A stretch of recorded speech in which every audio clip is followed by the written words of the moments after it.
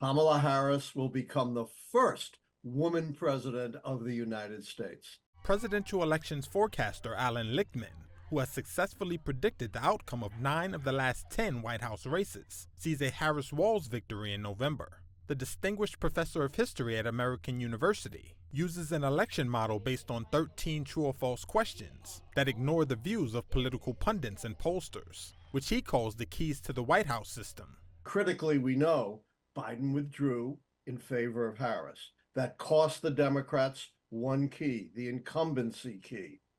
But the Democrats finally got smart and united behind Harris, which saved for them the internal party contest key. But while Lichtman's model currently favors Harris to win over her Republican rival Donald Trump, wild cards remain.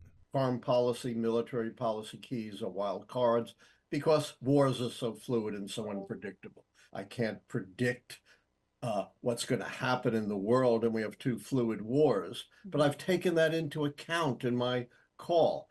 Anybody who's about beating down other people is a coward. Lichtman's prediction came just days before the first televised debate between Harris and Trump. I think there's no question about it that the momentum is with Kamala Harris. Political commentator Charlie Sykes. And I think that both candidates are going to try to get under the skin of the others. I think that Trump is going to try to make Kamala angry or less joyful to interrupt her vibes.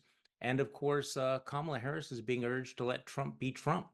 Most opinion polls show Harris to be slightly ahead nationally and in the majority of battleground states. But Trump remains well within striking distance to win the November 5th election.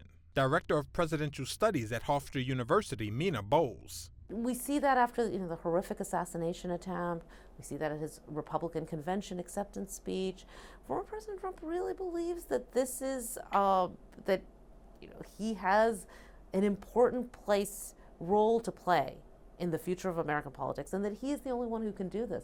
And that message is compelling.